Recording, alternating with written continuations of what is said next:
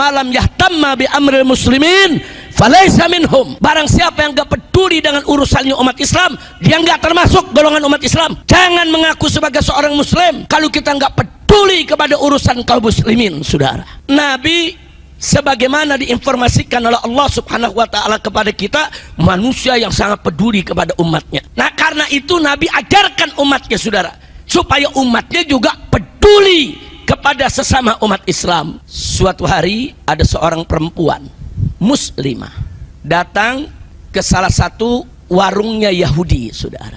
Nah kemudian setelah dia keliling dari pasar, dia agak lelah, dia berdiri di depan warung seorang Yahudi.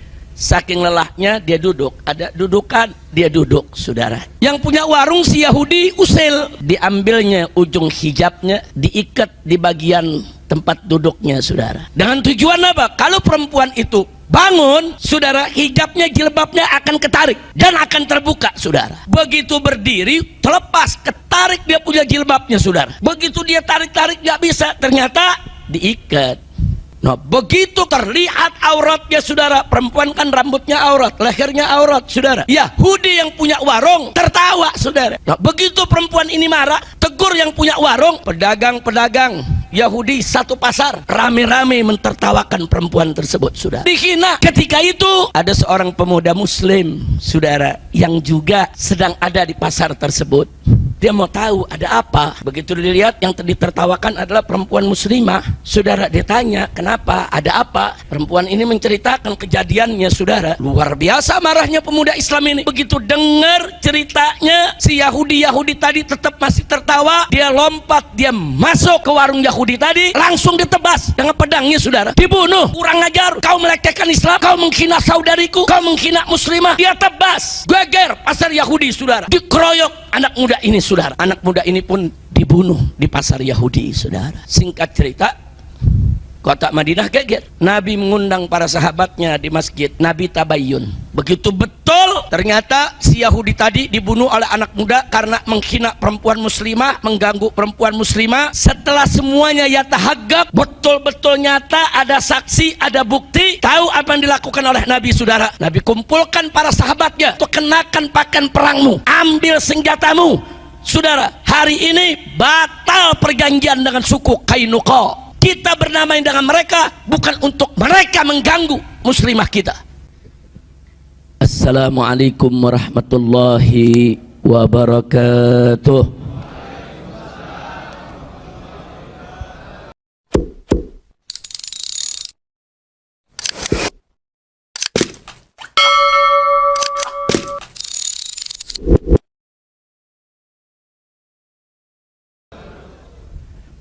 Bismillah walhamdulillah wala hawla wala quwwata illa billah. Ashhadu an la ilaha illallah wahdahu la syarika lah wa ashhadu anna sayyidana Muhammadan abduhu wa rasuluh la nabiyya ba'dah. Allahumma salli wa sallim wa barik ala sayyidina wa habibina wa syafi'ina wa maulana nabiyyina Muhammadin wa ala alihi at-tahirin at-tayyibin wa ashabihi al-ghurril mayamin wa man tabi'ahum bi ihsanin ila yaumiddin. Amma ba'd.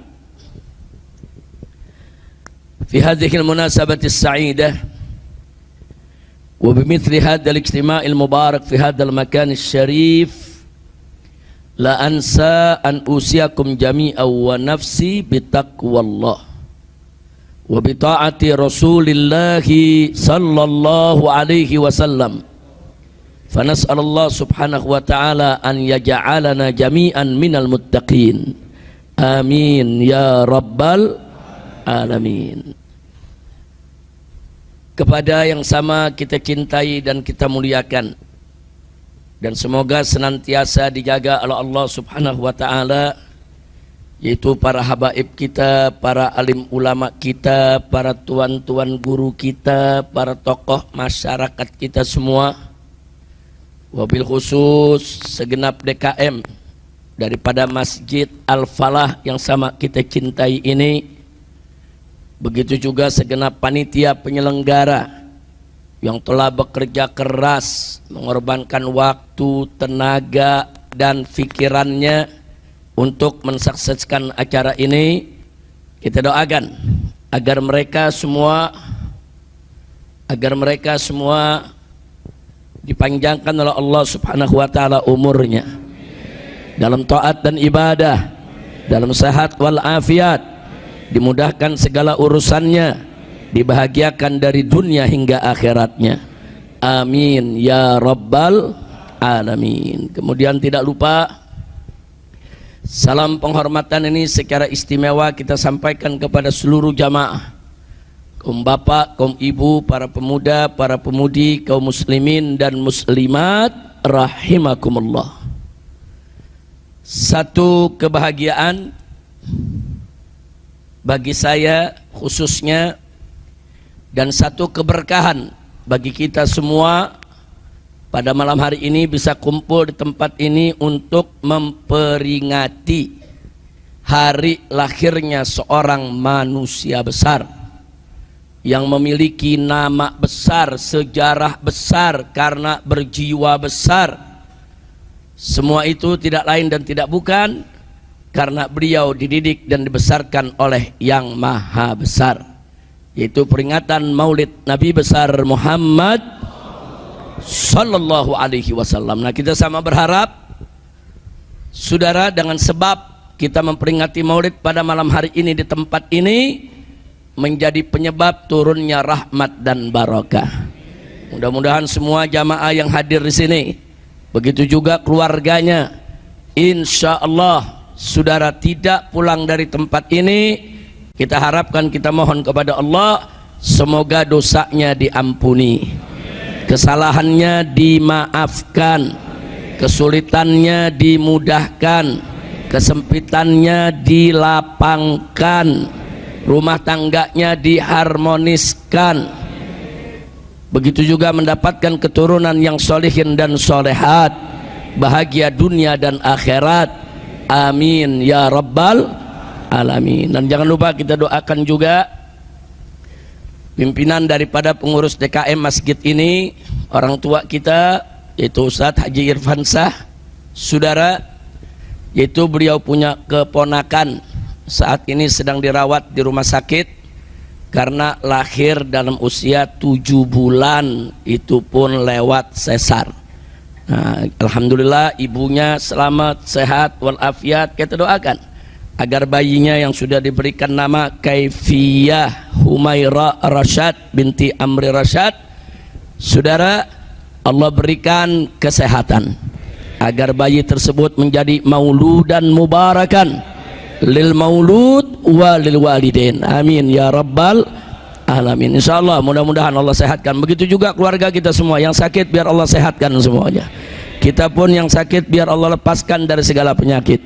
Amin ya rabbal alamin. Ahibahil kiram, pada malam hari ini kita perlu tancapkan di hati kita, di jiwa kita, dalam pikiran kita, agar selalu melekat bahwa Nabi yang kita peringati maulidnya pada malam hari ini adalah seorang manusia yang luar biasa. Basyarun la kal basyari, manusia yang tidak seperti manusia lainnya, manusia yang betul-betul sempurna.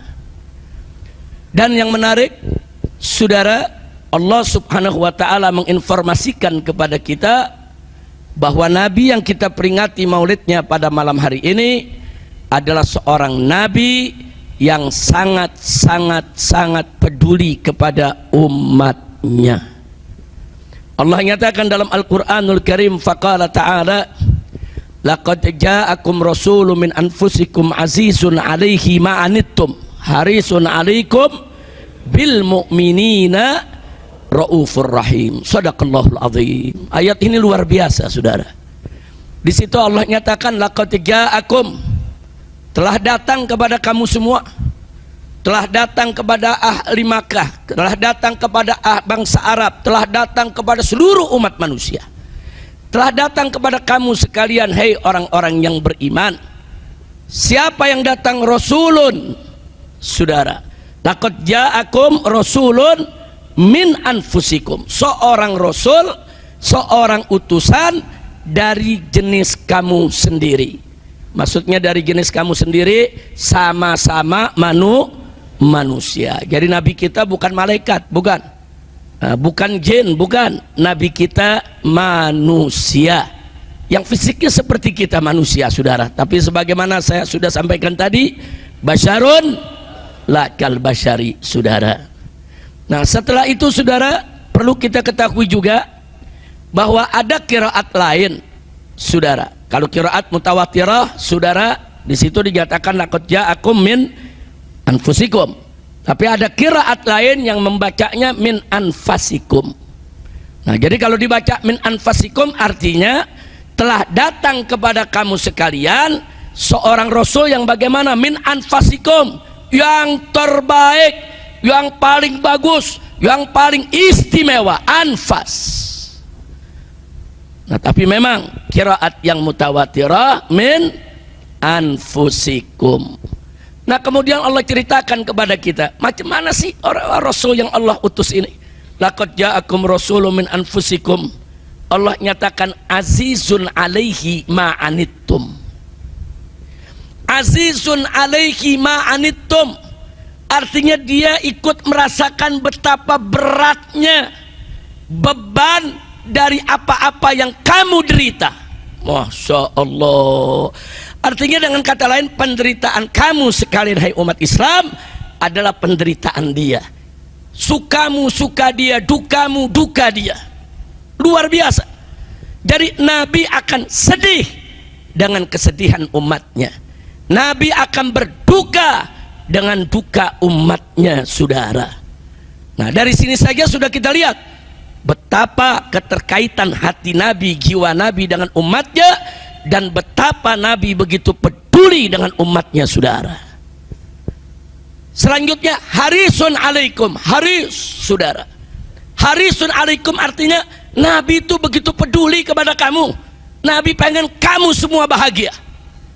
Nabi nggak mau kita menderita. Nabi pengen kita semua bahagia, kita semua masuk surga, saudara. Nabi menginginkan kebahagiaan buat kita, baik di dunia maupun di akhirat. Harisun alaikum, peduli kepada kamu. Dan berikutnya, saudara, bil mu'minina raufur rahim. Allah ambil dua nama Allah, Rauf dan Rahim, saudara. Isman min asma'illahi subhanahu wa ta'ala, dua nama daripada nama-nama Allah. Allah berikan buat Nabi bil mu'minina raufur rahim. Rasul yang diutus oleh Allah ini bil mu'minin, terhadap orang-orang yang beriman, punya sifat rauf dan rahim, saudara. Rauf dari kata ra'fah, rahim dari kata rahmah. Rahmah kita sudah sama tahulah artinya kasih sayang, saudara. Lalu ra'fah apa? Ra'fah itu welas asih. Kalau orang Betawi bilang kagak tegaan, saudara. Rauf, Nabi itu sifatnya terhadap orang beriman rauf, kagak tegaan, saudara. Bawaannya kesianan aja kepada umatnya, kagak tegaan aja kalau ngelihat nasib umatnya, saudara. Kenapa sedemikian rupa? Karena beliau begitu peduli kepada umatnya, saudara. Nah, maka itu pada malam hari ini saya ingin mengajak semua, yuk sama-sama kita bangun kepedulian kita sesama umat Islam, umat Nabi, sebagaimana pedulinya Nabi, saudara. Nggak boleh kita nggak peduli terhadap urusan orang beriman. Nabi sudah menyatakan dalam hadisnya, kama qala Nabi sallallahu alaihi wasallam, malam yahtamma bi amril muslimin falaysa minhum. Barang siapa yang enggak peduli dengan urusannya umat Islam, dia enggak termasuk golongan umat Islam. Jangan mengaku sebagai seorang muslim kalau kita enggak peduli kepada urusan kaum muslimin, saudara. Nah, jadi artinya di sini, saudara, Nabi sebagaimana diinformasikan oleh Allah Subhanahu wa taala kepada kita, manusia yang sangat peduli kepada umatnya. Nah, karena itu Nabi ajarkan umatnya, saudara, supaya umatnya juga peduli kepada sesama umat Islam. Insya Allah.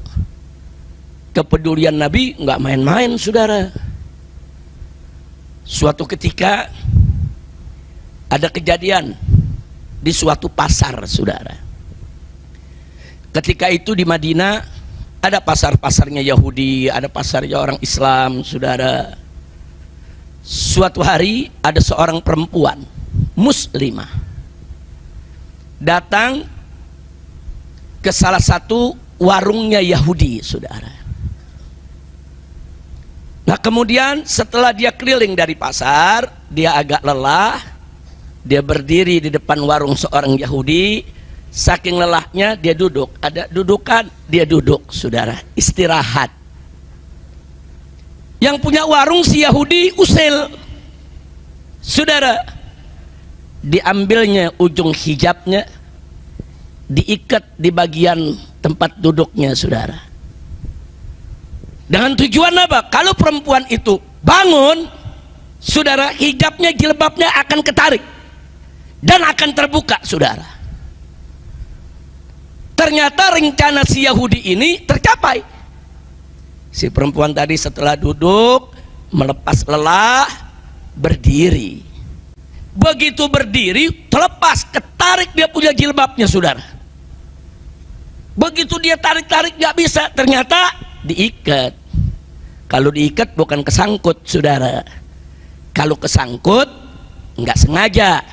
Kalau diikat ada yang berbuat, ada yang ngerjain, saudara. Nah, begitu ketarik, terbuka jilbabnya, terlihat auratnya, saudara. Perempuan kan rambutnya aurat, lehernya aurat, saudara. Nah, begitu terlihat begitu, perempuan ini marah. Yahudi yang punya warung tertawa, saudara, mentertawakan. Artinya apa? Kalau sudah ditertawakan, oh, perempuan tahu ini memang yang punya warung ini yang ngerjain dia, saudara. Nah, begitu perempuan ini marah, tegur yang punya warung.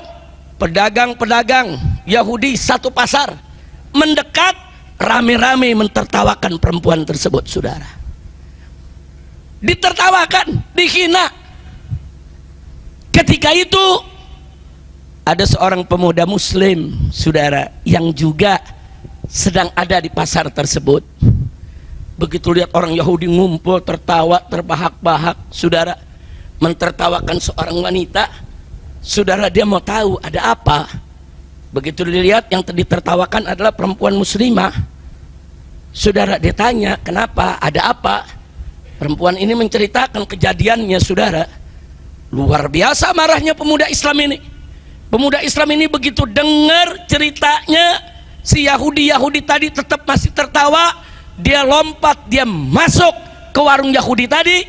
Si Yahudi yang ngikat ngerjain perempuan muslimah tadi langsung ditebas dengan pedangnya, saudara. Dibunuh. Kurang ajar, kau melecehkan Islam, kau menghina saudariku, kau menghina muslimah. Dia tebas. Geger pasar Yahudi, saudara. Dikeroyok anak muda ini, saudara. Begitu dikeroyok, anak muda ini pun dibunuh di pasar Yahudi, saudara. Singkat cerita, kota Madinah geger, saudara. Ada seorang pemuda dibunuh oleh para pedagang Yahudi. Nabi mengundang para sahabatnya di masjid. Beliau, saudara, kumpul. Nabi tabayyun, apa betul ada seorang pemuda kita muslim dibunuh di pasar Yahudi? Para sahabat mengabarkan, betul ya Rasulullah.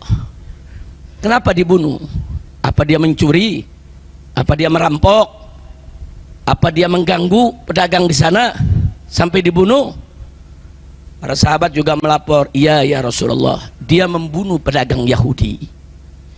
Karena dia membunuh pedagang Yahudi, orang-orang Yahudi marah satu pasar, dibunuhlah anak muda tersebut. Kemudian Nabi tanya lagi, kenapa dia bunuh pedagang Yahudi? Ada persoalan apa? Nabi teliti kalau nanya, ya ikhwan, nggak main terima begitu aja berita, periksa dulu, tabayun sampai jelas, saudara. Nah, akhirnya dijelaskan, saudara, dijelaskan ada kejadian seperti ini, saudara. Nabi hadirkan itu perempuannya, saudara, dihadirkan saksi-saksinya. Begitu betul, ternyata si Yahudi tadi dibunuh oleh anak muda karena menghina perempuan muslimah, mengganggu perempuan muslimah. Setelah semuanya yatahaggab, betul-betul nyata, ada saksi, ada bukti, tahu apa yang dilakukan oleh Nabi, saudara. Nabi kumpulkan para sahabatnya, pakai, yaitu kenakan pakaian perangmu, ambil senjatamu, saudara. Hari ini batal perjanjian dengan suku Qainuqa. Qainuqa itu ada perjanjian dengan umat Islam untuk tidak saling mengganggu, saudara. Hari ini batal kita berdamai dengan mereka, bukan untuk mereka mengganggu muslimah kita. Perang, saudara, berangkat Nabi pimpin, saudara, di Qainuqa. Nah, akhirnya Qainuqa ditaklukkan. Semua yang terlibat menghina daripada perempuan ini, saudara, dibunuh, dikobarkan perang oleh Nabi. Begitu seorang wanita muslimah dihinakan, saudara, peduli Nabi. Sallu ala Nabi. Saya mau tanya, saudara, Nabi peduli tidak? Peduli kepada umatnya tidak? Peduli tidak dengan wanita muslimah? Peduli tidak? Takbir. Sallu ala Nabi. Yang saya ingin ambil dari peristiwa bersejarah tersebut, saudara, jadi Nabi ini pedulinya bukan di mulut saja, bukan cuma ngomong malam yahtamma bi umur muslimin falaysa minhum, enggak, tapi Nabi praktekkan, Nabi tatbik. Jangan coba-coba untuk ganggu umat Islam, saudara, jangan. Kita hidup berdampingan dengan orang di luar Islam, ya.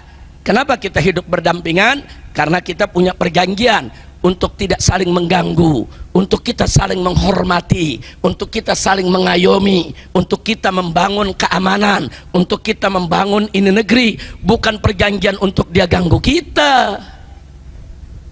Makanya dulu para sahabat lengkap, saudara. Ketika ada orang-orang kafir yang menghina Nabi, saudara, ditanyakan kepada Abdullah ibn Umar radhiyallahu taala anhuma. Jadi ditanyakan, ya Ibn Umar, hei putra Umar, bagaimana nih? Ada seorang Yahudi menghina Nabi. Apa kata beliau, saudara? Hukum mati, bunuh. Kenapa? Karena kita berdamai dengan mereka bukan untuk mereka hina Nabi. Kita berdamai dengan mereka untuk kita saling menghormati, bukan berarti mereka bebas untuk menghina Nabi kita, saudara. Nah, jadi dulu tuh sikap-sikap sahabat tegas begitu karena memang dididik tegas oleh Nabi kita Sayyiduna Muhammad sallallahu alaihi wasallam. Nah, jadi saudara, Allah subhanahu wa ta'ala sudah ingatkan kita semua dalam Al-Quran tentang persaudaraan Islam. Wallahu subhanahu wa ta'ala qala innamal mu'minuna ikhwah. Sesungguhnya, saudara, orang-orang yang beriman itu mereka bersaudara. Ingat ya, persaudaraan sejati kita, saudara, yang digariskan oleh Allah dalam Al-Quran, persaudaraan sejati, persaudaraan yang sebenarnya, bukan karena hubungan darah, bukan karena hubungan suku, bukan karena hubungan budaya, bukan karena hubungan negara, bukan karena hubungan bangsa, bukan. Persaudaraan sejati di antara kita adalah karena hubungan iman. Innamal mu'minuna ikhwah. Sesungguhnya orang-orang yang beriman itu bersaudara. Jadi standar persaudaraan kita iman, bukan darah, bukan suku, bukan adat, bukan budaya, bukan teritorial, bukan bangsa, bukan negara, saudara. Persaudaraan yang hakiki, persaudaraan yang sejati di antara kita, apapun suku kita, apapun adat budaya kita, apapun warna kulit kita, saudara, kita semua bersaudara karena kita beriman. Nah, jadi iman ini yang mempersaudarakan kita. Standar persaudaraan kita adalah iman. Nggak peduli saudara, mau Arab, mau Cina, mau India saudara, mau Melayu, mau Betawi, mau Sunda, mau Banten saudara, mau Palembang, mau Padang, mau Batak, mau Aceh saudara, mau Melayu, mau Bugis, Makassar, Banjar saudara, mau Dayak dia, mau Papua saudara, apapun suku bangsa kita nggak peduli saudara, selama kita beriman kepada Allah dan Rasulnya, kita semua adalah saudara. Alhamdulillah. Nah, Nabi mengingatkan kita bagaimana sih konsep bersaudara di antara kita. Dalam hadisnya beliau katakan, al muslimu akhul muslim, orang Islam itu saudaranya orang Islam. Karena itu kata Nabi, la yadzlimu, nggak boleh dia zalimi saudara muslimnya saudara. Wala yastumu, di riwayat yang lain wala yastumu saudara, dan nggak boleh dia caci maki saudaranya saudara. Nggak sampai di situ saudara, wala yakhdhuluh, dan jangan coba-coba saudara dikucilkan itu saudaranya. Nggak sampai di situ saudara, wala yahqiruh, jangan dihinakan dia punya saudaranya. Jelas konsepnya dari Nabi saudara. Kita bersaudara ya jangan saling hina di antara kita saudara, jangan saling mengucilkan di antara kita, jangan saudara, jangan dizolimi kita punya saudara. Itu konsep persaudaraan yang diajarkan oleh Nabi kita Sayyiduna Muhammad Sallallahu Alaihi Wasallam. Bahkan gak sampai di situ, Nabi ajarkan kita bagaimana sih cara kita bersaudara saudara. Apa kata beliau dalam satu hadis yang lain saudara? Beliau katakan, la tahasadu wa la tabaghadu wa la tahassasu wa la tajassasu wa la tanajasu wa kunu ibadallahi ikhwana. Luar biasa saudara. Apa kata Nabi? La tahasadu, jangan kamu saling iri dengki. Jangan kata Nabi, wa la tabaghadu, dan jangan kamu saling membenci. Jangan. Wa la tahassasu, dan jangan kamu saling mengumpat satu sama lainnya. Wa la tajassasu, dan jangan kamu saling tajassus, memata-matai, ngorek-ngorek kesalahan orang saudara. Wala tanajasu, dan jangan kamu saling menipu, saling berdusta di antara kamu. Tapi kata Nabi, wakunu, jadilah kamu sekalian ibadallahi ikhwana. Hei hamba-hamba Allah, hei orang-orang beriman, jadilah kamu semua sebagai hamba-hamba Allah yang bersaudara. Ya, jadi kiatnya udah jelas tuh, mau kita bersaudara bisa, Nabi udah ajarin, jangan saling iri. Kalau kita udah ada iri dengki, bagaimana kita bisa bersaudara saudara? Nggak ada ceritanya kita mau bersaudara dengan orang yang hasut kepada kita saudara, nggak ada ceritanya saudara. Nah kalau kita betul mau bersaudara, jangan iri, jangan dengki, jangan hasut saudara. Wala tabaghadu, jangan juga saling membenci. Saya mau tanya semua yang hadir, ada orang benci banget sama kita, bisa kita bersaudara sama dia? Mana bisa saudara? Kita mau paksa-paksain bersaudara, nggak bisa. Dia udah benci sama kita, udah nyaki-maki kita saudara, kita mau paksa, udahlah tetap saya mau bersaudara.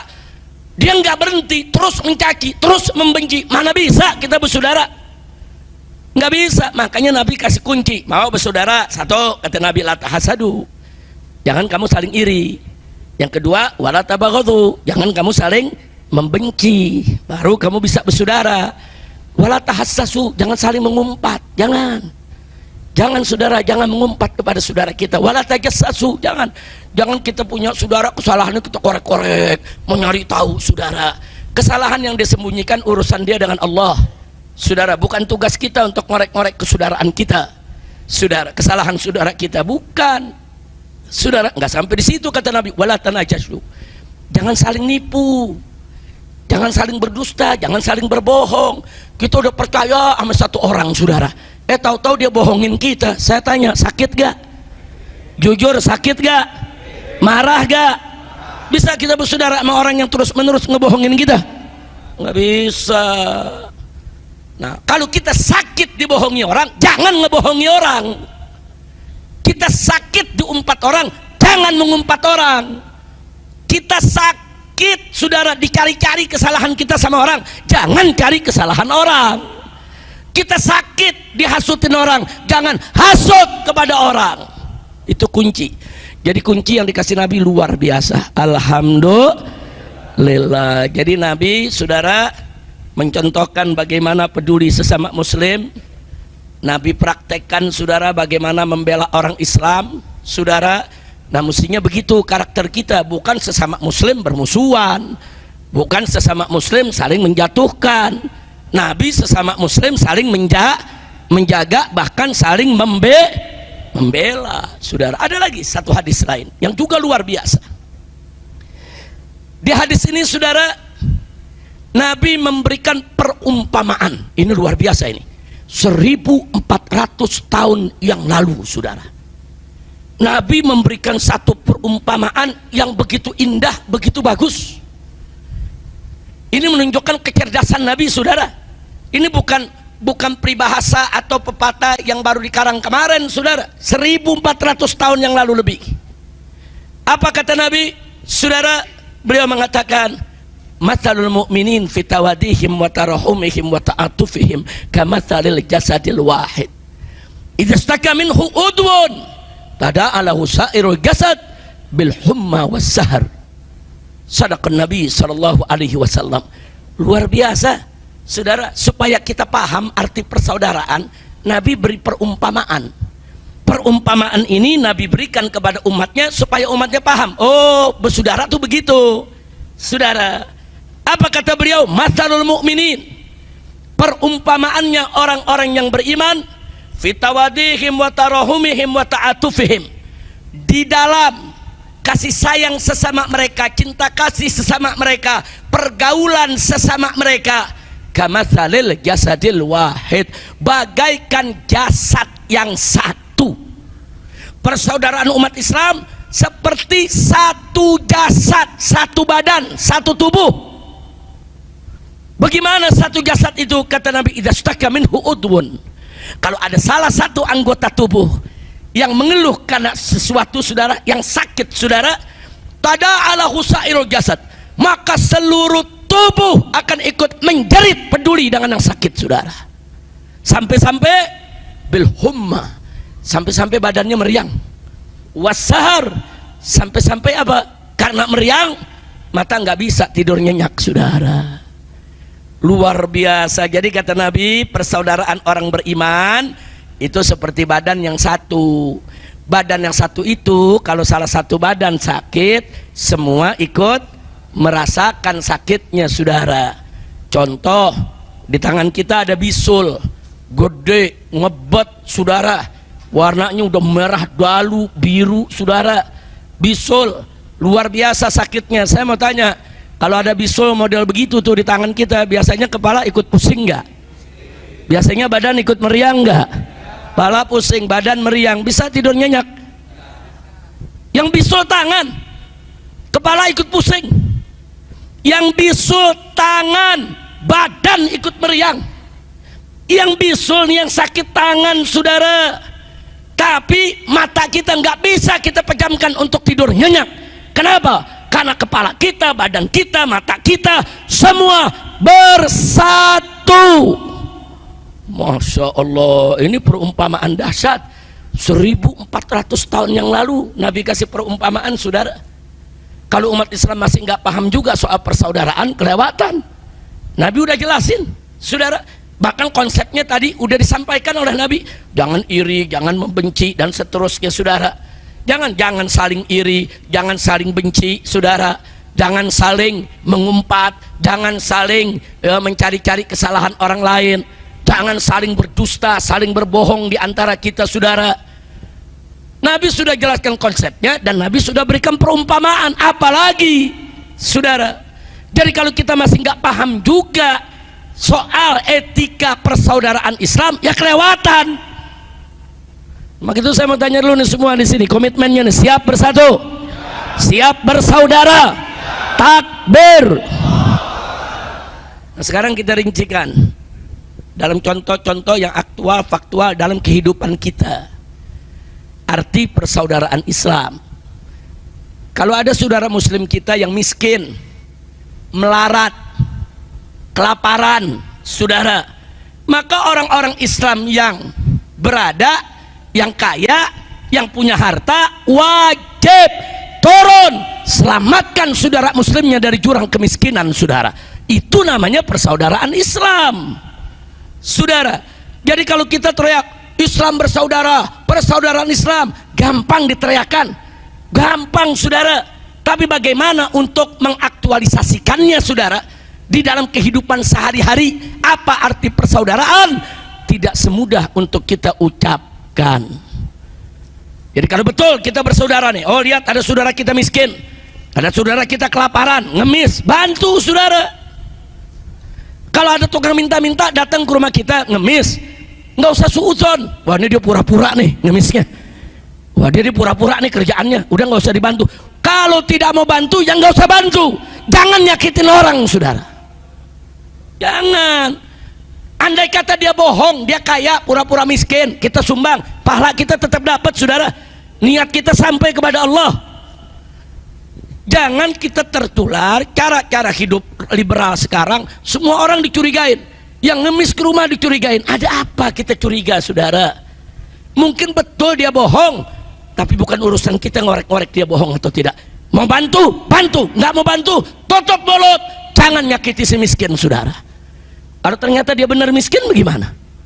Kalau ternyata dia benar miskin, kita bilang, oh kamu bohong ya, kamu pura-pura ya, udah kita nggak bantu, kita hina, dosa saudara. Nah, jadi tolong ini kita bicara persaudaraan. Kalau ada orang miskin, bantu. Oh satu RT ada miskin, satu RT bantu rame-rame saudara. Jangan sampai dia ngemis kemana-mana. Itu arti persaudaraan. Yang kedua, kita kasih contoh lagi yang aktual, faktual saudara. Kalau ada orang Islam yang bodoh, baca Quran nggak bisa, ngaji nggak ngerti saudara, tata cara sholat nggak tahu, dia nggak punya ilmu apa-apa saudara, nggak ngerti juga cara baca bagaimana, itu saudara kita saudara. Mestinya duka dia duka kita, rendahnya dia rendahnya kita. Maka orang-orang yang punya kemampuan membaca, punya ilmu, para tuan-tuan guru, ustadz-ustadz, turun, ajarkan itu umat yang bodoh, selamatkan mereka dari jurang kebodohannya saudara. Itu baru namanya persaudaraan Islam. Jangan punya ilmu pelit saudara. Kalau punya ilmu pelit, maunya ngajar kalau dibayar. Nah kalau nggak dibayar nggak mau ngajar saudara. Apa saudara? Ngajar di musola, di masjid, di majelis taklim, ngajar apa yang bisa kita ajarkan ke umat. Jangan biarkan umat ada dalam jurang kebodohan. Baik, itu contoh saudara. Kita berikan lagi contoh yang lain. Barusan yang melarat, kemudian yang nggak punya ilmu saudara. Nah sekarang yang sakit, ada saudara kita sakit saudara, peduli saudara. Jangan lupa saudara, salah satu hak orang Islam adalah kalau dia sakit ditengokin, bukan sekedar dibesuk, bantu perobatannya saudara. Mesti peduli. Kalau ada saudara kita sakit, dia nggak punya BPJS saudara, mau ke rumah sakit ditolak saudara, bantu rame-rame, bantu. Bukan Pak RT, Pak RW nya aja yang bantu, semua ikut bantu. Berapa sih orang yang sakit di kampung kita setiap RT saudara? Per RT umat Islam kompak bantu. Jangan biarkan dia menderita dalam penyakitnya saudara. Oh dia nggak punya BPJS, ayo kita bikinin BPJS rame-rame saudara, supaya dia bisa diterima oleh rumah sakit, bisa dirawat sampai disembuh. Berapa banyak sekarang orang yang sakit pada meninggal saudara? Memang umur di tangan Allah, tapi kan kita mesti ikhtiar. Kan Nabi yang mengatakan, tadawu kata Nabi, berobatlah kamu kalau sakit. Enggak, Nabi enggak suruh kalau sakit pasrah aja. Enggak, Nabi suruh tadawu kata Nabi, berobat. Nah jadi kalau ada orang Islam yang sakit, sebab maaf saudara ya, ini sekarang biaya perobatan gila-gilaan di negeri kita saudara. Loh kenapa gila-gilaan saudara? Karena ada perubahan regulasi, perubahan undang-undang saudara. Sekarang ini rumah sakit vertikal itu rumah sakit pemerintah saudara, disuruh oleh Pak Menteri bersaing dengan rumah sakit swasta. Satu, bukan bersaing dalam pelayanan, bukan bersaing saudara untuk bisa mendapatkan income sebanyak-banyaknya. Dulu silakan tanya para dokter saudara, dulu dokter bekerja dinilai, dia punya prestasinya itu bagaimana cara dia melayani pasien, saudara. Sekarang enggak, pasien yang paling banyak, yang menghasilkan duit terbanyak untuk rumah sakit, itulah dokter yang terbaik. Sudah terjadi liberalisasi di bidang kesehatan. Bagaimana tidak ada liberalisasi, saudara? Sekarang ini yang menjadi menteri kesehatan, saudara, bankir, orang ahli perbankan, nggak ngerti kesehatan. Emang nggak ada profesor, doktor, ahli medis, ahli kesehatan yang bisa duduk untuk menjadi menteri kesehatan, urus kesehatan umat, saudara, yang mana pola pikirnya betul-betul untuk pelayanan umat? Enggak. Sekarang bukan untuk pelayanan umat, bukan, pelayanan negara supaya dapat income banyak.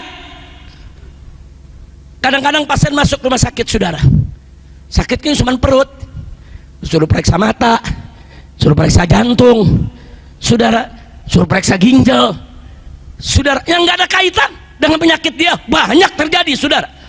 Yang penting duit masuk banyak ke rumah sakit. Innalillahi wa inna ilaihi rajiun. Saya tahu begini bukan dari baca koran, saya tahu begini bukan dari nonton TV, saudara. Persatuan dokternya rame-rame datang melapor, saudara. Habib, ini faktanya, ini datanya. Kami ini para dokter, Habib, udah nggak bisa ngomong apa-apa. Ini semua ada liberalisasi di bidang kesehatan. Kesian, Habib, masyarakat di bawah. Saya tanya, tapi kan ada BPJS. Iya, tapi kan BPJS itu, Habib, sekarang ditentukan ada penyakit-penyakit yang nggak boleh pakai BPJS. Dan BPJS itu kan juga ditentukan harinya, jamnya. Jadi kalau di luar jam kerja, di luar hari, nggak mau dilayani BPJS, saudara. Nah, akhirnya si pasien tadi, saudara, nunggu jam berlaku, keburu mati. Ini yang lapor ke saya para dokter, saudara, saya bisa hadirkan.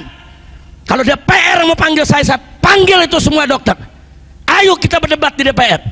Kalau presiden mau tahu bagaimana bobroknya sistem kesehatan kita, saya siap bawa itu semua dokter dengan data lengkap. Rusak sistem kesehatan di negeri kita, saudara. Nah, maka itu tadi, saudara, saya nggak mau bicarakan soal rusaknya, saya mau bicarakan dulu ini persaudaraan kita. Kita mesti selamatkan ini negeri. Orang sakit mesti kita selamatkan, saudara. Sistemnya pun harus kita selamatkan. Nggak boleh ada sistem liberal di dalam sistem kesehatan Indonesia. Jadi saya banyak dapat informasi-informasi berbagai bidang, mau di kesehatan, mau di pendidikan. Para ahlinya pada datang ke rumah, saudara. Para ahlinya datang, guru-guru pada datang, ahli pendidikan pada datang. Habib, ini bagaimana, Beb, sistem pendidikan di negeri kita beberapa tahun yang lalu? Ya bagaimana mau benar, bos Gojek diangkat jadi menteri pendidikan, bos Gojek angkat jadi menteri transportasi, menteri perhubungan, masih ada kaitannya? Atau menteri pergojekan kek? Ya biar Gojek punya menteri sendiri supaya bisa membela para Gojek, betul? Ini enggak, bos Gojek jadi menteri pendidikan, dia mengatur apa? Dia bakal bisnis, pendidikan dimisliskan, dan terbukti akhirnya begitu selesai masa tugasnya dia terlibat korupsi 9 triliun dan ditangkap sekarang, saudara, si menteri tadi. Kan Nabi udah kasih tahu, idza wusidal amru ila ghairi ahli fantadhir sa'ah. Kata Nabi, kalau urusan diberikan ke bukan ahlinya, ya tunggu aja kehancuran. Betul-betul hancur, saudara. Sistem pendidikannya hancur, saudara. Nah, kalau kita protes begini, bukan kita benci sama pemerintah, bukan. Kita sayang dengan pemerintah, kita sayang dengan presiden kita sayang dengan saudara-saudara kita sayang dengan semua rakyat, saudara. Supaya mereka ini betul-betul bisa diatasi kesulitannya. Baiklah, oh kesehatan lagi morat-marit, saudara. Nah sekarang saya mau ajak umat, yuk perhatikan saudara kita yang sakit. Rame-rame kita bantu. Bagaimana supaya dia bisa sehat kayak kita nih yang sehat, saudara. Insya Allah. Baik, saya kasih contoh lagi, saudara. Kalau ada saudara kita yang suka mabok-mabokan, suka maksiat, ya judi, ya zina, ya narkoba, saudara, itu saudara kita, saudara. Itu bagian tubuh kita. Rusaknya dia mestinya jadi kepedulian kita, saudara. Maka itu dalam kondisi seperti itu, bagi umat Islam yang punya kemampuan, yang punya kesanggupan, yang punya keberanian, wajib turun cegah saudaranya dari kemunkaran, saudara. Jadi amar ma'ruf nahi munkar itu tujuannya seperti itu. Kalau ada saudara kita yang berbuat maksiat, berarti zahirnya dia sedang berjalan untuk menuju neraka jahanam, saudara. Itu saudara kita, jangan sampai dia masuk neraka. Selamatkan, rangkul, jauhkan daripada kemunkaran, saudara. Itulah sebabnya Nabi pernah bersabda. Nabi sampaikan kepada sahabatnya, apa kata beliau? Unsur akhaka zaliman au mazluman. Kata Nabi, unsur, tolonglah akhaka, saudaramu, zaliman, baik dia berbuat zalim, au mazluman, atau dia dizalimi. Sahabat kaget, nanya ke Nabi, ya Rasulullah, nansuruhu in kana mazluman. Tentu kami akan tolong dia kalau dia dizalimi. Dia teraniaya, terzalimi, kami tolong. Wa kaifa nansuruhu in kana mazluman, in kana zaliman. Lalu bagaimana cara kami bela dia sementara justru dia yang zalim, dia yang berbuat aniaya? Apa kata Nabi, saudara? Singkat kata Nabi, tahjuzuhu an zulmih fadzalika nasruh. Cegah dia dari kezalimannya, begitulah cara menolongnya. Masya Allah. Mabok, minum minuman keras, zalim. Mencuri, zalim. Berjudi, zalim. Berzina, zalim. Saudara, tetap kita mesti tolong dia, selamatkan dia dari kemunkaran dan kemaksiatannya. Cegah, itulah cara kita menolongnya. Jadi Islam ini indah, saudara. Nabi ajarkan kita peduli sama saudara kita dalam urusan apa aja. Urusan laparnya, urusan sakitnya, saudara, urusan bodohnya, saudara, urusan maksiatnya, kita disuruh peduli. Peduli, selamatkan kau punya saudara. Subhanallah, alhamdulillah, wa la ilaha illallah, wallahu akbar. Saya mau tanya, ajaran Nabi indah tidak? Bagus tidak? Takbir. Bersyukur tidak jadi orang Islam, bersyukur tidak jadi pengikut Nabi Muhammad, bersyukur betul. Takbir. Sallu ala Nabi. Begitu juga saudara, kalau ada saudara kita yang dizalimi, dianiaya, saudara, apalagi dibunuh, dibantai, disiksa, itu saudara kita, saudara. Dan ingat, persaudaraan Islam itu lintas teritorial, lintas negara, saudara. Lintas teritorial. Makanya dulu waktu terjadi peristiwa di Ambon, umat Islam dibantai, perempuannya diperkosa, kita mesti peduli, saudara. Itu saudara kita. Nggak boleh kita katakan, itu bukan urusan orang Jakarta, itu urusan orang Ambon. Haram. Itu bukan hanya urusan orang Ambon, itu urusan umat Islam. Kenapa saudara kami dibunuh? Kenapa perempuan kami diperkosa? Kenapa saudara kami dibantai? Kenapa? Turun, bela saudara, hajar habis mereka-mereka yang ingin membantai umat Islam, saudara. Itu namanya persaudaraan. Bukan diam nggak mau tahu. Kadang-kadang udah nggak mau tahu, pakai menghina yang turun ke sana. Yang jihad dihina-hina itu bukan jihad, jahat. Apa? Kalau sudah tidak mau turun, jangan menghina yang turun. Kalau sudah tidak mau jihad, jangan meremehkan yang jihad. Doain, saudara. Ad-doa mukhul ibadah. Doa itu sumsumnya ibadah, otaknya ibadah, saudara. Ad-doa silahul mu'min. Doa itu senjatanya orang beriman. Oh, kita nggak bisa berangkat, saya sakit, nggak punya duit, nggak ada ongkos, doain para mujahidin supaya menang, saudara. Nah, itu yang terjadi di Poso, yang terjadi di Ambon, saudara. Berapa banyak saudara kita yang dibunuh? Dalam satu hari bisa 1000 orang yang dibantai. Kita mesti peduli. Ingat, persaudaraan Islam saudara, lintas wilayah. Oh, adanya di Ambon, nggak ada urusan soal wilayah, dia ada di Pulau Ambon, dia adalah saudara kita.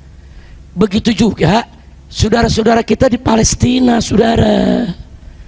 Jangan ada yang cerita itu urusan orang Arab, itu Arab sama Israel, bukan urusan kita.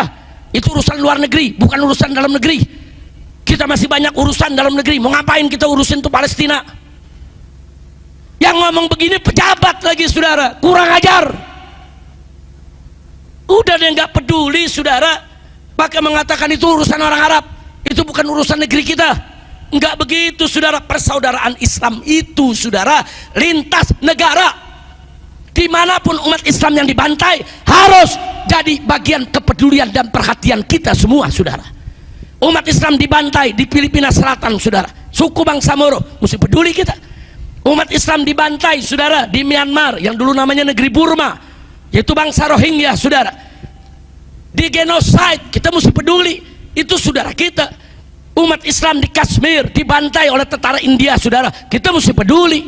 Umat Islam di Uyghur dibantai oleh Cina, saudara, kita mesti peduli. Jangan diam, saudara, jangan. Makanya tadi sengaja di awal ceramah saya sampaikan bagaimana kepedulian Nabi. Satu perempuan, cuman urusan jilbab ditarik, saudara, perang. Nah ini kita lihat yang di Palestina apa yang terjadi, saudara. 60.000 lebih mati syahid, dibunuh. 160.000 lebih juga, saudara, yang luka, yang cacat, saudara. Dan ada 1,9 juta orang jadi pengungsi. Bukan satu lagi, bukan satu perempuan ditarik jilbabnya, bukan, saudara.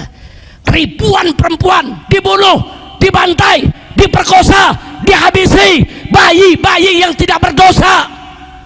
Kemana umat Islam, saudara? Negara-negara Arab yang ada di sekitar Palestina bungkam, takut. Astagfirullahaladzim. Makanya kemarin secara umum saya bangga dengan pidato Bapak Presiden Prabowo di sidang umum PBB, saudara. Bagus, luar biasa. Hanya saja saya minta kepada orang-orang yang ada di sekitar Bapak Presiden, berikan masukan kepada Bapak Presiden soal Palestina dengan data yang benar. Sebab ada beberapa poin yang berbahaya, saudara, yang disampaikan oleh Bapak Presiden, dan ini kita tolak. Pertama, usulan dua negara, saudara. Itu usulan dua negara, saudara, itu dari dulu usulannya Amerika, usulannya Perancis, usulannya Inggris, saudara. Jadi Palestina mau dibelah dua, separuh negara Israel, separuh negara Palestina. Negara-negara Islam, saudara, yang selama ini berjuang untuk memerdekakan Palestina menolak konsep dua negara. Bahkan para pejuang yang ada di Palestina, Hamasnya, Jihadul Islamnya, saudara, semua menolak konsep dua negara. Bangsa Palestinanya sendiri menolak. Kenapa kita dari Indonesia menawarkan konsep dua negara? Saya pikir ada yang nggak beres nih. Ada yang nggak beres staf ahlinya presiden nih, saudara. Nggak memberikan data yang betul. Saya nggak salahkan presiden, saudara. Presiden betul atau tidak betulnya bicara kan tergantung data yang masuk. Nah ini yang masukin data siapa? Makanya Bapak Presiden mesti hati-hati soal Palestina ini. Kita minta kepada para penasehat presiden, staf ahli presiden, tunjukkan yang betul. Kasih tahu Bapak Presiden, apa sih yang diinginkan oleh bangsa Palestina sebetulnya? Saudara, mereka nggak mau dua negara, satu negara Palestina, titik. Ada yang nanya, Habib, kalau cuma satu negara kan akhirnya perang terus. Saudara, saya perlu sampaikan, saya mau tanya, saya beri perumpamaan. Kita punya rumah, ada rampok datang, saudara, ngerampok rumah kita. Habis dia rampok rumah kita, Pak RT datang ngedamain. Ya udah deh, jangan ribut, rumahnya bagi dua aja, separuh buat rampok, separuh buat yang punya. Saya mau tanya nih, RT ngawur gak? Ngawur gak? Sableng itu saudara. Yang mestinya nggak begitu dong. RT, RW, lurah, polisi, tentara bela yang punya rumah, usir itu perampok saudara, usir, tangkap, jebloskan ke penjara. Betul? Dia masuk ngerampok, kok kita disuruh bagi dua sama perampok? Paham nggak? Paham? Israel itu datang dari luar ke Palestina saudara, dibantu oleh Inggris dan Perancis saudara. Begitu dibantu, dia deklarasikan negara Israel di dalam negara Palestina. Selanjutnya dikasih senjata, dikasih segala macam peralatan perang saudara, mulai dekaplok sedikit demi sedikit sampai seluruh wilayah Palestina diambil. Tahu-tahu PBB sekarang mau ngomong udah bagi dua aja, enak bener. Kita dulu dijajah sama Belanda saudara. Waktu kita dijajah, tahu-tahu dunia internasional datang, udah Indonesia nggak usah ribut sama Belanda, Indonesia bagi dua aja. Mau gak? Ayo saya tanya, mau gak? Mau gak?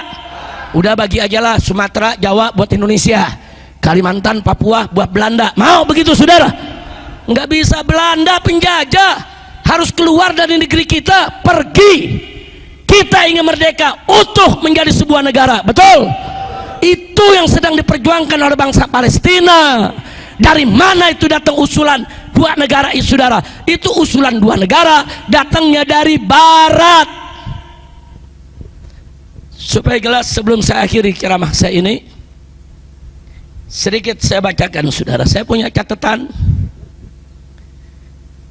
saudara, supaya kita tahu ada hal yang menarik untuk kita bisa pahami saudara. Dulu dari tahun 1095 itu berarti udah 1000 tahun yang lalu tuh saudara, bukan 1900 ya, 1095 sampai tahun 1270 itu terjadi 8 kali perang salib saudara. Jadi kalau orang Kristen sebutnya perang salib, kalau orang Islam sebutnya perang sabil. Beda ya. Kalau kita perang salib atau perang sabil? Perang sabil. Waktu Salahuddin Al-Ayyubi merebut Al-Masjidil Aqsa saudara, dari kaum Nasrani saudara, dari kaum salib, itu orang-orang barat bilang perang salib. Tapi kalau orang Islam bilang perang sabil, bukan perang salib saudara. Perang sabil, kita fisabilillah saudara. Nah itu terjadi sepanjang tahun 1095 sampai 1270 terjadi perang salib yang berkepanjangan. Nah begitu terjadi perang salib saudara, orang-orang Yahudi di seluruh Eropa diganggu oleh pasukan salib saudara, karena pasukan salib ini pasukan Nasrani, bukan Yahudi saudara. Dan perang salib itu dari sekian banyak perang saudara, kenapa disebut perang salib? Karena dikomandoi langsung oleh paus yang ada di Vatikan saudara. Dia yang memanduin semua negara-negara Eropa, semua negara-negara Nasrani harus perang untuk merebut itu Palestina, untuk merebut itu Yerusalem, untuk merebut itu Al-Masjidil Aqsa saudara. Sehingga saudara disebut perang salib karena memang ada unsur pausnya yang memberikan komandonya saudara. Nah saya nggak ikut campur urusan itunya saudara, cuman yang saya mau kasih tahu, sepanjang sekian lama perang salib saudara, kalau umat Islam jelas berhadapan dengan umat Kristen, umat Kristen jelas berhadapan dengan umat Islam, para tentaranya. Lalu bagaimana posisi Yahudi? Yahudi ketika itu di seluruh Eropa diganggu saudara. Nggak ada Yahudi hidup tenang. Jadi catat ya, jadi di negara Eropa Yahudi nggak hidup tenang saudara, diganggu.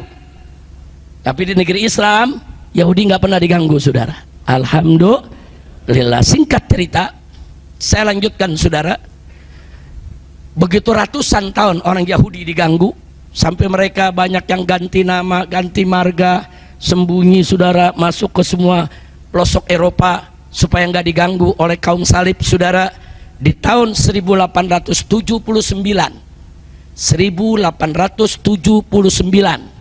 untuk pertama kalinya seorang politisi Jerman yang bernama Wilhelm Marr, saudara, memperkenalkan istilah antisemit, saudara. Antisemit ini anti Yahudi, saudara. Nah, ternyata selanjutnya menjadi gerakan politik di seluruh Eropa yang terorganisir, khususnya di Jerman, Austria, Rusia, dan Perancis, saudara. Puncaknya, saudara, di Perang Dunia II kita tahu bagaimana pasukan dari Perang Dunia I, Perang Dunia II, saudara, bagaimana pasukan Nazi Jerman pimpinan Hitler mengejar-ngejar kaum Yahudi, saudara. Pokoknya di mana pasukan Jerman masuk, saudara, mau masuk ke Prancis, masuk ke Inggris, masuk ke Eropa mana saja, itu orang-orang Yahudi dikejar, saudara, dan banyak yang dihukum mati, dimusuhi. Akhirnya orang-orang Yahudi ini kebingungan mau kemana. Pasukan Jerman saat itu, ada di mana-mana, saudara. Di Eropa mereka nggak tenang, di Inggris nggak tenang, di Polandia nggak tenang, di mana-mana mereka nggak tenang, saudara. Akhirnya mereka rame-rame datang ke Palestina. Kenapa mereka datang ke Palestina? Karena memang Palestina berbatasan dengan Eropa, saudara. Palestina, Syria dengan Eropa itu berbatasan. Dan karena saat itu Palestina ada di bawah kekhilafahan Islam, saudara, Sultan Abdul Hamid II, saudara. Jadi mereka ngungsi rame-rame masuk ke Palestina dan diterima oleh Sultan, saudara. Dipersilakan, dijaga keamanannya. Nggak ada pasukan Jerman berani masuk, nggak ada pasukan-pasukan negeri Eropa berani masuk. Semua orang Yahudi aman hidup di Palestina, saudara. Nah, jadi ribuan orang masuk, mereka masuk ke negeri Islam dan mereka aman serta nyaman di bawah naungan khilafah Islam. Alhamdulillah. Catat itu ya, ratusan tahun mereka tinggal di Eropa, mereka nggak tenang, mereka dikejar, mereka dibunuh, saudara, terjadi genosida di mana-mana. Tapi begitu masuk negeri Islam, mereka aman, saudara. Nah, singkat cerita, saudara, tahun 1880 itu terjadi gelombang orang Yahudi rame-rame masuk ke dalam Palestina, dan mereka hidup aman, nyaman di bawah lindungan sang khalifah dan juga lindungan umat Islam. Alhamdulillah. Saya tanya, Islam indah tidak? Bagus tidak? Takbir. Lalu saudara, 12 tahun kemudian, setelah mereka tenang, aman, saudara, 12 tahun kemudian orang-orang di Eropa dengar, oh, ke Palestina orang-orang Yahudi aman, tenang, bisa bertani, bisa berkebun, bisa hidup enak di sana. Akhirnya ribuan orang-orang Yahudi dari Rusia rame-rame ingin masuk ke Palestina dan mereka minta izin tinggal. Kali ini ditolak oleh Sultan Abdul Hamid, ya ikhwan. Kenapa ditolak? Karena mereka bukan pengungsi. Mereka udah hidup di Rusia, ya hidup aja di Rusia. Mereka udah hidup di Eropa di tempat yang aman, ya sudah. Yang diterima yang pengungsi, yang tidak punya tempat tinggal, ditolak, saudara. Nah, kemudian tahun 1896, 4 tahun kemudian, Theodor Herzl, saudara, perwakilan daripada kaum Yahudi, datang menemui Sultan Abdul Hamid, meminta izin untuk mendirikan gedung Yahudi di kota Al-Quds, saudara. Jadi di kota Al-Quds. Nah, kemudian apa tanggapan sang sultan? Ditolak. Kalau pengungsi silakan tinggal, pengungsi kita jaga, pengungsi kita lindungi.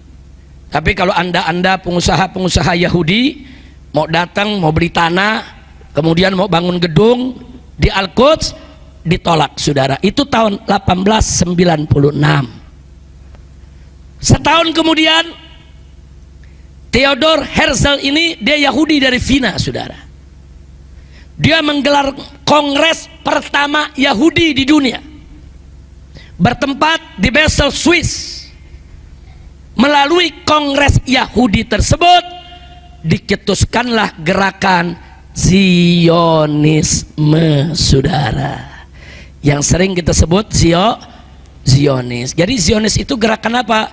Gerakan untuk mendirikan negara Israel. Jadi mereka lewat kongres tersebut sepakat, kita bangsa Yahudi harus punya negara. Jerman bukan negara kita, Rusia bukan negara kita, Eropa itu sudah dikuasai oleh kaum salibis. Nah, kita harus punya negara. Di mana negara kita? Mereka sepakat rame-rame di Palestina, karena mereka lihat ribuan Yahudi tinggal di Palestina dilindungi, saudara. Ini pertama kali gerakan Zionis diketuskan, saudara. Nah, kemudian setelah ada gerakan Zionis, orang-orang Yahudi dengan berbagai macam cara, terang-terangan atau sembunyi-sembunyi, saudara, mereka rame-rame masuk ke Palestina. Nah, kali ini di tahun 1900 Sultan Abdul Hamid tidak melarang orang Yahudi dari luar Palestina ingin ziarah ke Palestina. Boleh, tapi hanya diberikan masa tinggal visa selama 3 bulan. Setelah 3 bulan mereka harus keluar dari Palestina karena mereka bukan pengungsi. Lihat, saudara, kalau kita punya khalifah begitu dijaga, nggak gampang orang kafir mau mengambil Palestina aja, saudara. Masuk tahun 1901, karena orang Yahudi mulai banyak yang berdatangan, Sultan mengeluarkan keputusan haram menjual tanah kepada Yahudi. Yahudi tinggal boleh, sewa boleh, ngontrak boleh, dagang boleh, hidup boleh. Beli tanah di Palestina tidak boleh, saudara. Kenapa? Sultan Abdul Hamid udah mulai kium gerakan yang gak bagus, karena tadi ada gerakan Zionis. Sultan dengar, oh, dia mau bikin negara. Kalau dia dikasih beli tanah, besok dia bikin negara dalam negara. Sultan, saudara, punya firasat kuat, makanya nggak diizinkan, saudara. Akhirnya tahun 1902, setelah ada larangan, Theodor Herzl tadi, saudara, bapaknya Zionis, menemui Sultan Abdul Hamid. Kali ini dia bawa uang, emas, perak, saudara, untuk menyogok Sultan. Asal orang Yahudi boleh beli tanah, itu aja. Dijanjikan Sultan mau berapa kilo, mau berapa ton emas, segala kekayaan. Tapi Sultan menolak semua suapan tersebut, saudara. Alhamdulillah. Baik. Nah, akhirnya, saudara, sampailah kita kepada tahun 1914, terjadi Perang Dunia yang pertama. Nah, saat perang dunia pertama terjadi, Khilafah Turki Utsmaniyah dikeroyok oleh negara-negara Eropa, saudara. Kekhilafahan di Turki dikeroyok. Semua negara Eropa, saudara, ikut ngeroyok, yaitu negara Khilafah Islamiyah. Semua, Prancis, Inggris, Austria, saudara, Rusia, semua terlibat. Akhirnya tahun 1916, saudara, Khilafah Utsmaniyah mengalami kekalahan. Khilafahnya masih ada, cuman kalah perang, sehingga seluruh wilayah Arab di Timur Tengah diambil oleh Inggris dan Prancis. Semua, saudara, dari mulai Maroko, Aljazair, Tunis, Libya, Mesir, saudara, sampai Saudi Arabia, Yaman, Yordan, saudara, Syria, Lebanon, dan lain sebagainya. Itu Prancis dan Inggris bagi dua bersama, saudara, daerah-daerah tersebut. Sebagian dikuasai Inggris, sebagian dikuasai Perancis. Itu terjadi tahun 1916. Nah, karena Inggris merasa saudara, yang punya daripada Palestina, karena Palestina dapat bagian di tangan Inggris, saudara. Akhirnya tahun 1917 Inggris menggelar deklarasi Balfour, di mana Inggris menyatakan mendukung, saudara, berdirinya negara Yahudi di tanah Palestina.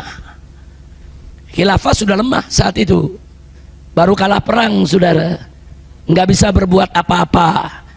Nah kemudian tahun 1920, saudara, Liga Bangsa-Bangsa, dulu namanya Liga Bangsa-Bangsa, sekarang namanya PBB, Perserikatan Bangsa-Bangsa. Dulu Liga Bangsa-Bangsa isinya Eropa semua, saudara, belum ada tuh negara-negara Asia karena masih dalam jajahan. Nah Liga Bangsa-Bangsa di tahun 20 memberi mandat kepada Inggris yang disebut mandat Britania atas Palestina, saudara.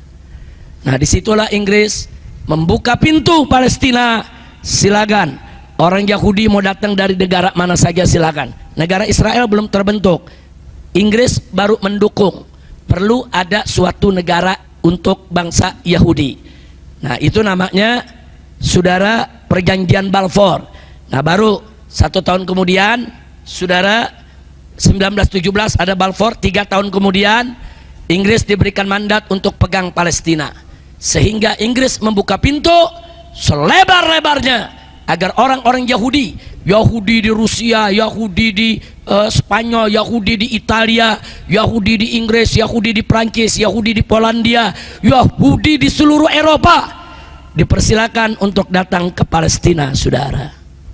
Dan tahun 1924 kekhilafahan bukan hanya kalah perang, tapi dikhianati oleh anak bangsa sendiri, oleh seorang jenderal perang yaitu Mustafa Kamal Ataturk. Akhirnya kekhilafahan Islam tumbang, selesai, nggak ada lagi khalifah, saudara. 1924 tumbang. Nah akhirnya negara-negara yang di bawah semua kocar-kacir, saudara. Nah makanya ini juga yang dulu kita protes, kok Bapak Presiden kita datang ke Turki, di parlemen puji-puji Mustafa Kamal Ataturk, sampai anggota parlemen saling memandang, karena yang menang di sana partai Islam. Kamal Ataturk ini musuh Islam, saudara.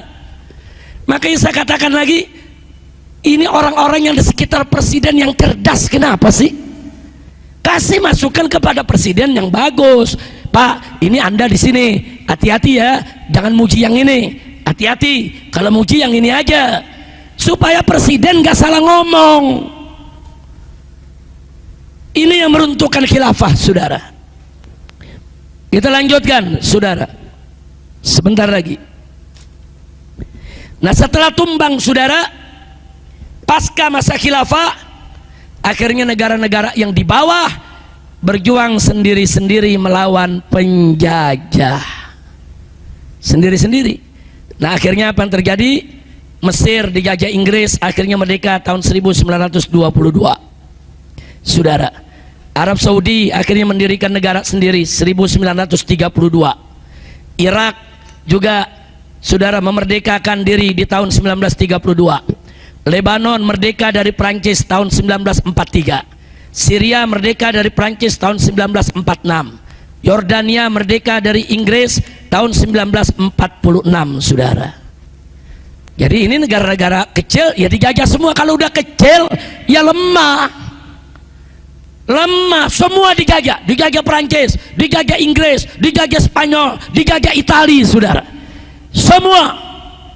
Akhirnya begitu umat Islam lemah, kekhilafahan sudah tidak ada, negara-negara Islam sibuk dengan penjajahan, termasuk kita Indonesia, saudara.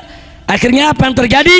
Di tahun 1947 lahirlah resolusi PBB nomor 181, membagi Palestina menjadi 2 negara. 1 negara Israel, 2 negara Palestina. Jadi biar tahu, ini mereka rampok semua. Itu tanah bukan punya mereka, saudara. Apa iya yang begini Bapak Presiden nggak belajar sejarah? kalaupun Bapak Presiden belum ada waktu belajar sejarah, ya pendampingnya mesti pinter dong. Penasehat presidennya, menteri luar negerinya, saudara, kasih masukan, kasih cerita. Jadi konsep dua negara itu ya konsep barat yang mereka perjuangkan di PBB dan berhasil. Tahun 1947 PBB mengeluarkan resolusi Palestina mesti dibagi dua. Setahun berikutnya didirikanlah negara Israel oleh Inggris dan kawan-kawan, saudara. Negara-negara Arab marah, terjadi perang. Ini negara Arab kan baru merdeka nih, saudara. Terjadi perang. Mesir, Yordania, Syria, Irak dan lain-lain bergabung melawan Israel yang dibantu Inggris, dibantu Prancis, dibantu Itali, dibantu Spanyol, dibantu semua negara Eropa. Terjadi perang, saudara. Nah, cuma perang yang gak seimbang, saudara, karena saat itu negara-negara Arab juga baru merdeka, senjata gak seberapa canggih, sementara yang dihadapi ini negara penjajah semua. Akhirnya Israel berhasil mempertahankan, saudara, Palestina sebagai negara Israel. Nah, selanjutnya bukan mempertahankan aja, Israel dengan bantuan Inggris dan Prancis berhasil memperluas wilayah, saudara. Lebanon Selatan diambil, Yordania bagian barat diambil, saudara, semua. Kemudian Mesir juga diambil bagiannya dulu, saudara. Nah, jadi semua diambil. Dia makin merajalela. Kenapa? Karena dibantu oleh Eropa. Dan tahun 1949 Israel dengan dibantu Inggris dan Prancis diakui, saudara, secara internasional dan resmi dijadikan anggota PBB. Jadi ini semua permainan mereka, saudara. Nah, akhirnya apa yang kita mau sampaikan di sini, selanjutnya setelah diakui oleh PBB jadi negara, sejak tahun 1950 sampai tahun 2025 Israel melakukan genosida terhadap bangsa Palestina, saudara.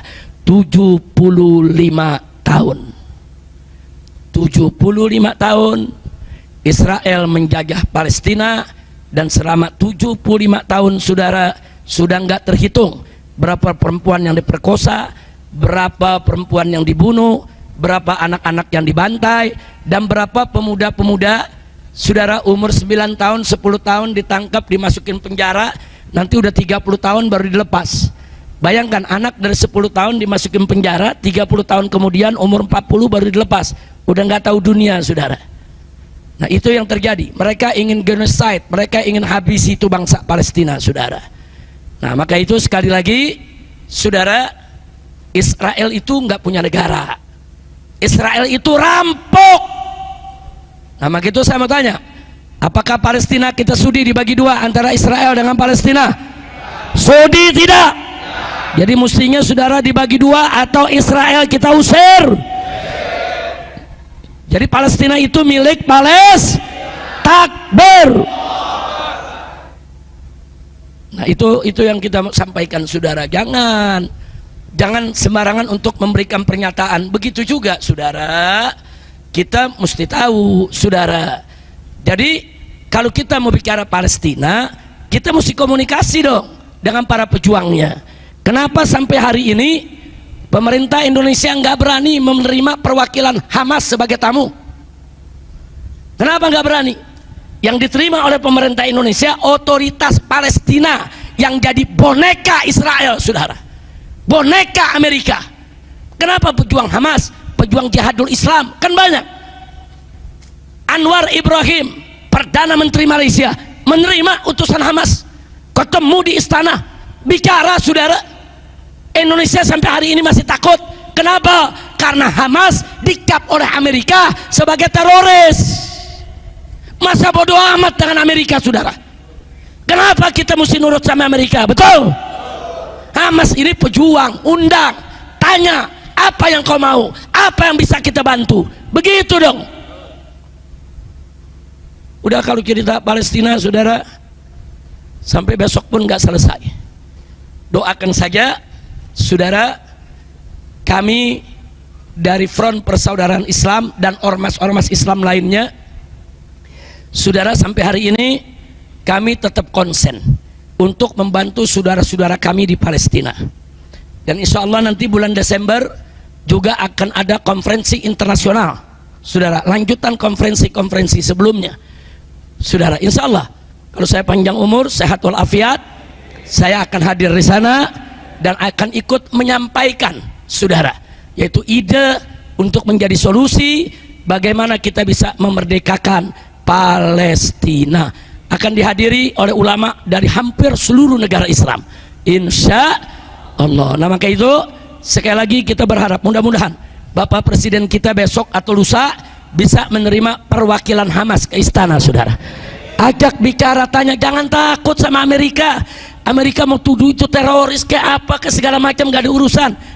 Itu Taliban. Dulu sama Amerika dibilang teroris, saudara. Sekarang begitu Taliban menang, punya negara, Amerika rangkul lagi. Kenapa? Karena Amerika pengen minyaknya, pengen emasnya, saudara. Amerika ini maling, rampok, penjahat, saudara. Begitu juga Presiden Suriah sekarang, saudara, Ahmad Syara, saudara. Ahmad Syara ini dulu pernah ikut Al-Qaeda, ikut mimpin Jabhat Nusrah, kemudian mimpin Hayat Tahrir Syam, saudara. Dulu oleh Amerika dibilang teroris. Kata Amerika apa? Ini teroris. Begitu Ahmad Syara menang, dia jadi Presiden Suriah, saudara. Kemarin datang ke Amerika, disambut sama Trump. Kenapa? Amerika butuh minyaknya, butuh emasnya. Amerika maling. Kira-kira jelas tidak? Nah, jadi jangan kaget, hari ini Hamas dituduh teroris, besok Hamas menang, saudara, saya yakin akan diundang ke PBB, bicara di PBB. Coret itu kata terorisnya, saudara. Teroris karena belum menang. Kalau udah menang, saudara, nggak berani mereka bilang teroris, betul? Dulu zaman Belanda, saudara, di Ponorogo dibilang ekstremis, Imam Bonjol dibilang ekstremis, Teguh Umar ekstremis, bahkan Bung Karno dan Bung Hatta dibilang ekstremis. Bagi kita, mereka bukan ekstremis, mereka adalah pejuang, mereka adalah pahlawan bangsa Indonesia, betul? Takbir. Nah, kira-kira yang saya sampaikan malam ini jelas tidak? Nah, jadi ini yang saya mau sampaikan, Pak, Bu, ya. Jadi tolong, ini soal Palestina masih terlalu panjang sekali kalau kita ingin bicarakan. Paling tidak di sini kita seriusi, karena ada hal-hal yang memang harus kita luruskan, saudara. Jangan sampai kita salah. Dan ada satu pernyataan kemarin dari Bapak Presiden, mungkin tidak sengaja, ungkapan yang sebetulnya nggak boleh diungkapkan, saudara. Beliau katakan, saudara, yaitu semua pihak harus bisa menjamin keamanan Israel. Ada apa semua pihak menjamin keamanan Israel? Orang Israel yang ganggu keamanan kok. Orang Israel yang ngejajah kok. Orang Israel yang ngebunuh kok. Kenapa jadi kita disuruh menjaga keamanan pihak Israel? Ini maksudnya apa? Apakah maksudnya Hamas udah stop, jangan perang, Palestina stop, jangan berkorban lagi untuk kemerdekaan? Nggak bisa, saudara. Dulu kita berjuang, kakek-kakek kita melawan Belanda, saudara. Mana boleh ada orang dari luar negeri mengatakan, hei bangsa Indonesia, taruh senjatamu, jangan melawan Belanda, jamin itu keamanan Belanda. Mana boleh. Mujahidin Palestina angkat senjata, saudara, untuk mengusir penjajah. Kalau Israel mau aman, keluar dari Palestina, silakan kembali ke negeri masing-masing, betul? Takbir. Nah, sebagai penutup, saudara, supaya Anda tahu, setiap warga Israel punya dua warga negara. Yahudi yang datang dari Rusia punya warga negara Israel, punya warga negara Rusia. Yahudi yang datang dari Amerika punya warga negara Israel, punya warga negara Amerika. Yahudi yang datang dari Inggris punya warga negara Israel dan punya warga negara Inggris. Jangan lupa itu, saudara. Artinya apa? Mereka silakan balik ke negaranya masing-masing. Yahudi yang datang dari Inggris balik ke Inggris, Yahudi yang datang dari Amerika balik ke Amerika. Palestina bukan punya mereka. Mereka rampok, mereka maling, mereka harus diusir dari rumah kita. Setuju tidak? Takbir. Nah, itu yang saya mau sampaikan. Mudah-mudahan ini sekedar pencerahan untuk kita terbuka semua. Nggak apa-apa, ini rekamannya disebarluaskan lagi, saudara. Sebarluaskan biar Bapak Presiden kita juga dengar, saudara. Saya minta sekali lagi, tolong, hei para penasehat presiden, hei ulama-ulama yang ada di sekitar presiden, hei staf ahli presiden, hei yang ahli sejarah Palestina yang dekat presiden, sampaikan kepada presiden sejarah yang benar, informasi yang benar, agar presiden kita memberikan pernyataan tidak salah. Betul? Takbir. Shallu ala nabi. Tapi sekali lagi, secara umum pidato Bapak Presiden di PBB sudah bagus, saudara. Secara umum bagus, saudara. Tegas, lugas, jelas, berani. Hanya ada beberapa poin yang tadi saya sebutkan yang perlu diluruskan, saudara. Jangan sampai kita terjebak dalam jebakan Zionis yang dimainkan oleh Amerika dan Inggris. Mudah-mudahan Palestina segera merdeka. Amin. Nah, saya minta kepada Habib Muhammad bin Hadi sebagai penutup. Mana Habib Muhammad bin Hadi? Berdiri, ajak semua kita bawakan qasidah Al-Quds Lana, yaitu Mars Aksi Bela Palestina. Setuju? Takbir. Silakan. Ya, Ahiba'il kiram, Mars Aksi Bela Palestina ini digubah oleh Sayyidil Walid Al-Habib Muhammad Rizik bin Hussein bin Syihab untuk membangkitkan semangat kita dalam membela Palestina. Bagaimana liriknya? Liriknya pertama dimulai dengan bahasa Arab. Bisa sama-sama ikuti. Al-Qudsu lana wal aqsa lana wa kullun haqquna fal jihadu sabiluna. Apa artinya ibadallah? Al-Qudsu lana, Al-Qudus adalah milik kita umat Islam. Wal Aqsa lana, dan Masjidil Aqsa adalah milik kita umat Islam. Wa kullun haqquna, dan seluruhnya adalah milik kita umat Islam. Fal jihadu sabiluna, dan jihad adalah jalan juang kita untuk memerdekakan Palestina. Kemudian dilanjutkan dengan lirik bahasa Indonesia. Kami bangsa Indonesia setia bersama Palestina, berjuang untuk merdeka dari Israel durjana. Kami bangsa Indonesia setia bersama Palestina, berjuang untuk dari Israel durjana. Nah, lirik ini diulang 2 kali. Setelah itu Palestina merdeka. Semua angkat tangannya. Siap? Siap? Tim hadroh boleh diikut bantu. Dimulai. Al-Qudsu lana wal aqsa lana wa kullun haqquna fal jihadu sabiluna. Al-Qudsu lana wal aqsa lana wa kullun haqquna fal jihadu sabiluna. Kami bangsa setia bersama, berjuang untuk dari Israel durjana. Kami bangsa Indonesia setia bersama, berjuang untuk dari Israel durjana. Palestina merdeka, Palestina merdeka, Palestina merdeka. Allah Allah Akbar. Palestina merdeka, Palestina merdeka, Palestina merdeka. Allah Allahu Akbar. Al-Qudsu lana wal aqsa lana wa kullun haqquna fal jihadu sabiluna. Al-Qudsu lana salana wa kullun haqquna fal jihadu sabiluna. Kami bangsa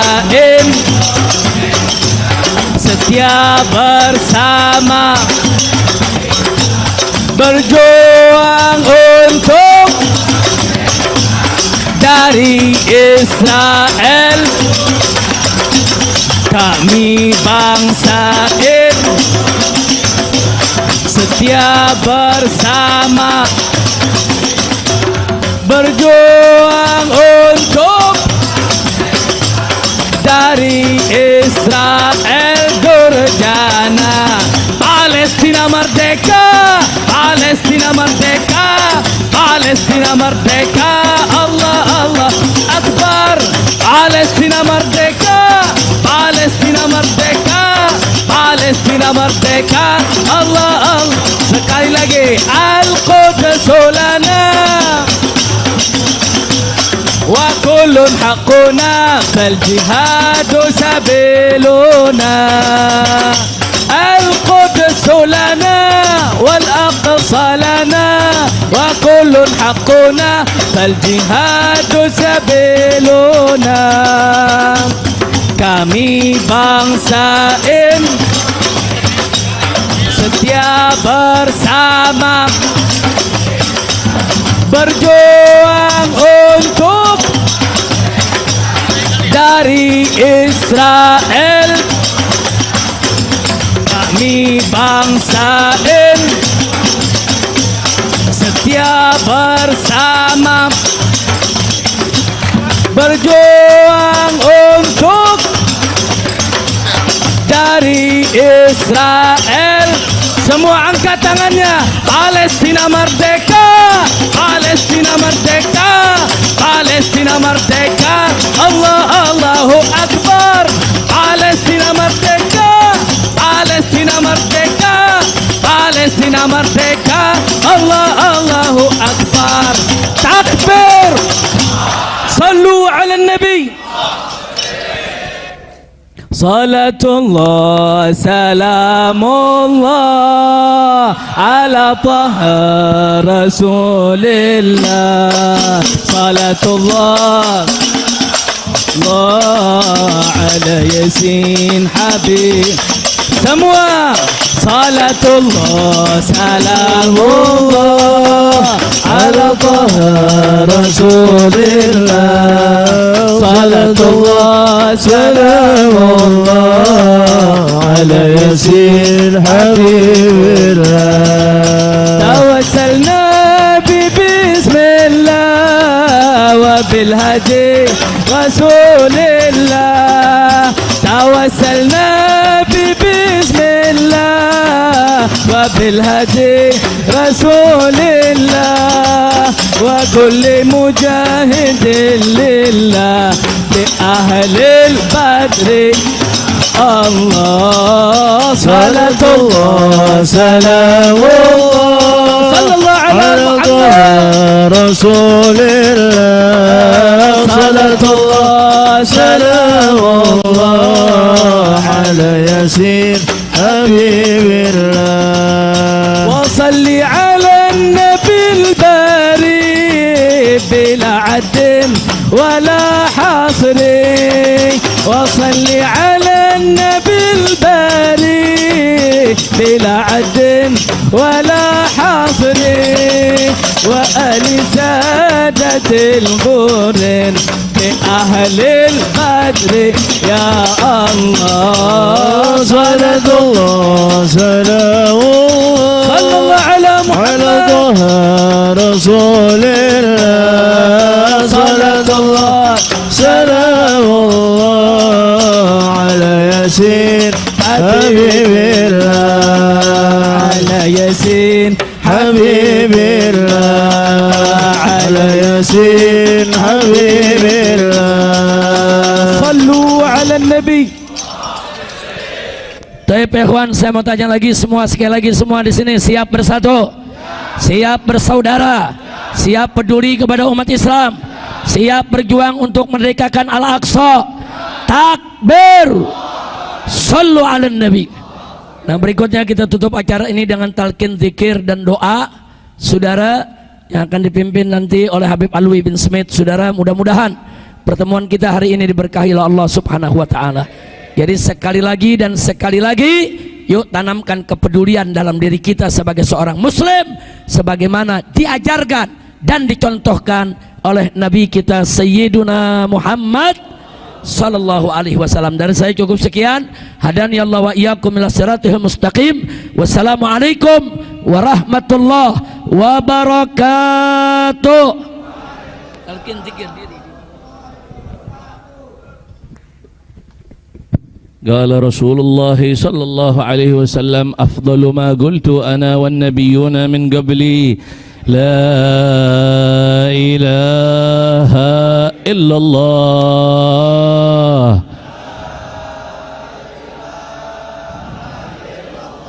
لا إله إلا الله